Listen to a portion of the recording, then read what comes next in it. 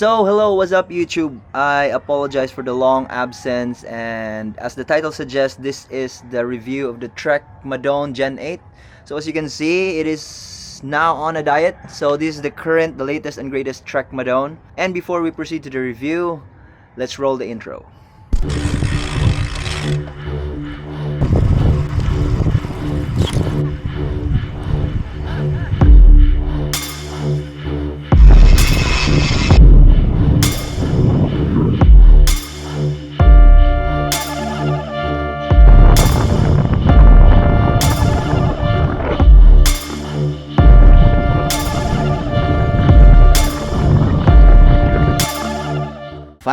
Finally, we're riding the Gen 8 Madone, but as always, we're climbing the stairs. And if there's any difference that I feel right away is that how light the bike is. So carrying it up these stairs is way easier compared to my Emonda. Hello, Kirai. So alright, I have had this bike for about 2 months now, and I feel like it's about the right time to give out a review on this bike because I have ridden it quite extensively on long rides. I've done like multiple mountain ascents. I've also done crit races. I've done like hill climb races on this, so I feel like I have the right bit of information to tell you about the bike. And this would be the bike also that I will be using on Taiwan KOM, but unfortunately on kilometer 26 the race got cancelled due to landslides. I'll talk about that on a different vlog. And in the 2 months of riding this bike, I have come to really love and enjoy riding it. I want to give a huge shout out to Trek Bike Philippines, to Jamie Ramirez and the rest of Dance Bike Shop. Thank you so much for loaning this bike. It has been an absolute pleasure. And before I roll you through the details and what I like about this bike and its features, let me just give you a run through with its parts. This is the TREK Madone Gen 8 SLR, so this is the top spec, the top of the line. We have Dura Ace Di2 all throughout except for the pulley wheel system, which is from Absolute Black OSPW. The wheels are from Scope Arctec with 28C ASTR GP5000 for training. We'll change this to STR for racing. Chainring is 5236, 1134 cogs, 160, 140 front and back rotors. The handlebars are from Trek as well. The tops measure 35, the drops measure at about 39C, and with the hood tilted inwards, this is about 32C width. This bike, by the way, is a size medium. Length of the stem is 110 cm, and as you can see, we have lightweight altitude bottle cages for the bike instead of the aero bottles and aero bottle cage that come with the Emonda. That bottle cage and bottle system actually makes the bike a lot faster because it's a lot more aerodynamic, and it comes with this as a whole package. But for the purpose of the Taiwan KOM, I'm gonna be picking out bottles from the race, and I'll be throwing out bottles as well, so that wouldn't be economical. So I'm sticking with this setup for the Taiwan KOM challenge, but the race didn't push through. Alright, so we've been riding for 15 minutes, and first impressions is, as cliche as it may sound, the bike feels super fast. Not only is it way lighter than my Emonda, just everything in its ecosystem, the group set, the wheels, the tires, even though the tires are training tires, they feel fast and they will urge you to go fast. Wow. Alright, so we're weaving through Cebu City traffic because after trying it out on a flat surface in a criterium, we're riding up to Busay and see what the bike feels like in an uphill. Right, so on my way to my final ascent to Buak. If you want to ask if the bike is nice to climb, is a big resounding yes. Despite my legs feeling wonky already from the crit race earlier, I still have the energy, or maybe it's just the effect of a new bike day. I'm still climbing strong towards tops. Alright, so obviously we are at top Cebu, highest point of Cebu City. As you can see, the backdrop is super nice, great view and lots of people. So find ourselves here in this corner. I want to discuss about the bike. So this is basically a size medium, and I am supposedly have to size up to this size because the previous size small is now too small for me. This handlebar, even though it's slammed, it's still higher than my Emonda. I was kind of reluctant to ride it in the Criterion because I felt like I was riding too tall, but apparently I was still very airy enough because of the longer reach that I have on the bars. Also the higher stack will really be a higher factor when you're climbing. It's super comfortable, and we have the new stem and handlebar system from TREK. Super ergonomic. I'm gonna discuss about it more soon. Even though it's on training tires, and it really feels like it will float on the uphill, especially in the steep one. So super nice. I'm gonna try it on the descent now. I'm going back to Cebu City and have some finishing touches with Itok. Of course, there's no bike of mine or any bike build that is not being done by Itok. So final touches are being done, so the torque of the bolts and everything is secure, so that we can do a long ride tomorrow.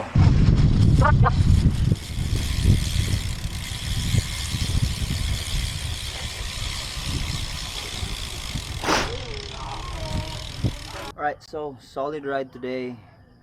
As a second ride, I rode for over 200k, and lots and lots of climbing as well. So I did put the bike to its paces, and I super enjoy the bike. It's super sharp on corners. It descends really well, and it just wants you to keep pushing the pedals. I am super tired, so I'm gonna tell you more after I get a shower.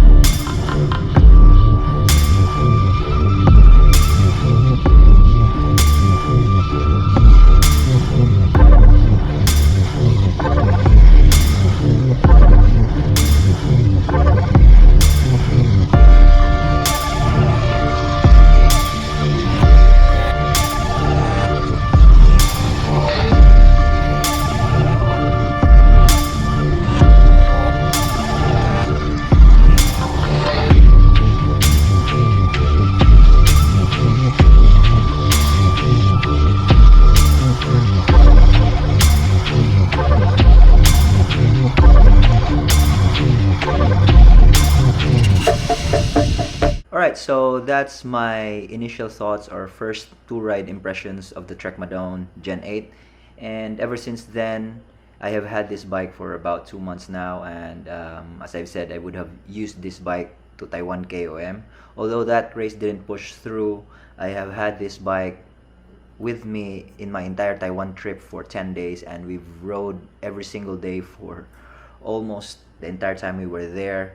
And before that, I have done lots of training, mountain climbing, and I did like a few races with this bike. So the one thing that I really like about this bike is how race specific, or how it urges you to go faster and go harder. What I meant by that is that even when your legs give out in a climb, since the bike is super light, you know, it just feels like you're floating. And if you, even if you're pushing subpar watts, still very easy to go fast. And when you decide to go at it again, since the bike is super light and aerodynamic, it's super easy to accelerate and go fast.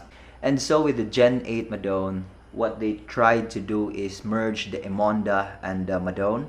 So this is as fast and as aerodynamic as the Gen 7 Madone, which is a full-on aero bike. And if you install the aero bottles that comes as standard with the Gen 8 Madone, it is about 4 watts faster at 40 kilometers per hour than the Emonda.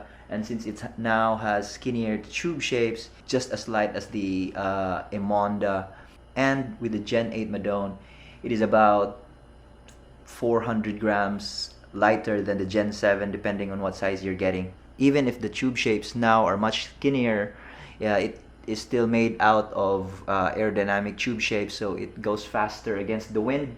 And lastly, it is now made out of 900 series OCLV, so it's the best carbon fiber they can use for the bike, and it's a lot stronger as well. So with that, they can use a lot less carbon fiber with it. So the bike is now super light and super stiff, and it makes for a very good race bike. Alright, so as we're riding through the coast of Taiwan, look at that view. Alright, so one of the bigger reasons why I love this bike is because of how the handlebars are thought of. It's a very well thought design. The bar swoops back to where the stem meets the handlebar, so you just insert your pinky finger here. You have lots of parts for your forearms to rest, so you can easily go into the air position. And also, since now this is smaller, you can grip this, and since it's swooping back, your elbows can be tucked in and stay aero. The drop bars are a centimeter wide on each side, so it has a flare, so it has more control when you're sprinting or bombing down descents. So overall, this handlebar is very well thought of, and it's a very good design. So one of the key features of this bike, of the Gen 8 Madone, is this hole in the middle, or a hole in the seat stays. This actually started in the Gen 7 Madone before they have the ISO-speed, wherein they have a mechanism that flexes, or that is supposed to be a shock absorbing system. Now they just put a hole in there. This will alleviate the bike from the wind void or the wind vacuum that comes from this side, and it will just flush them out this side, supposedly. I'm not an aerodynamic expert and I don't have a wind tunnel, but this part right here just makes for a very good angles for taking bike photography like that. And also, since there's a lot more carbon in there, it will help absorb road bumps, and it's supposedly make the bike more compliant and a lot more comfortable. In my experience, this is not what you'd call a comfortable bike or an endurance bike, but it does take out some road buzz, and it's a lot more comfortable than my Emonda. And so the big question really is the bike worth it? And unfortunately, the SLR line or the Project 1 line is around 500 to 800k depending on the specs that you get the bike, and it could even go close to $1 million if you get fancy and you get more creative with your Project 1 optimization and paint schemes. But if you are lucky enough to have that sort of money, please do contact us at TREK Bikes Philippines. We'll be able to give you a discount, and we'll be able to give you a good deal. With that being said, I do think that this bike is a step into the right direction in developing bikes. I do feel like it's a lot better than its predecessors. I think it's better than the Emonda, being it just as light but a lot more aerodynamic. It's better than the Gen 7 Madone because it's just as fast, if not faster, but it's a lot lighter. So they've really delivered on the promise on combining both the Emonda and the Madone. And me personally, with my experience, I've did a lot of racing and I did a lot of riding with this bike. At 38 years of age, I wasn't expecting to be beating my personal best on some of the most significant sections here in Cebu, but I actually did. I sincerely thought the 2019 version of myself, which trained for Taiwan KOM as well, was the best cycling version of me, but I was able to beat my Strava KOMs and my Strava PBs using this bike, so that's nothing to be shrugged off, especially when you're already 38 years old and way past your prime. But I was able to go significantly faster on the climbs on this one. And I did mention I joined a few races as well, and I've placed relatively well as well, and I've got a fourth in Elevate Race to the Tops here in Cebu, which attracted lots of cyclists, and I've beaten people that I have never beat in my entire life. And also, I got second place in the King of the Mountains classification on Tour de France. I've got narrowly beat by Amon. I have no doubt in my mind that this bike helped me. So it really is a fast bike. Well, that is to be expected since it's a top of the line bike and it's super expensive. But again, if you have that sort of money, this bike will not disappoint. I have it in black, but Trek is leading, or Trek is the best in the business when it comes to customization and paint jobs. So they have loads of paint schemes in their website through Project One, so you can really get creative with that as well. Alright, so let's talk about downsides or negatives on this bike. And of course, no bike is perfect. Every bike has its downsides. And to be honest, it's very, very hard to find a negative on this bike because it has been super, super good. But if there's one thing that I can give you is that the new sizing right now, so this bike is a size medium. They've gone away with the 49, 50, 52, 54, and they gone with t-shirt sizing, which is extra small, small until extra large.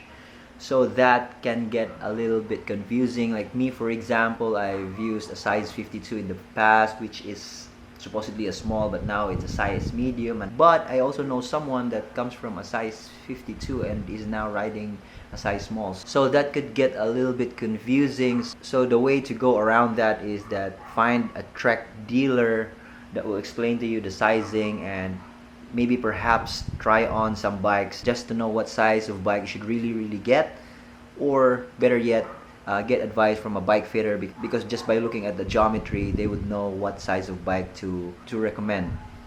And another downside that I could potentially see is this glory hole at the back of the bike.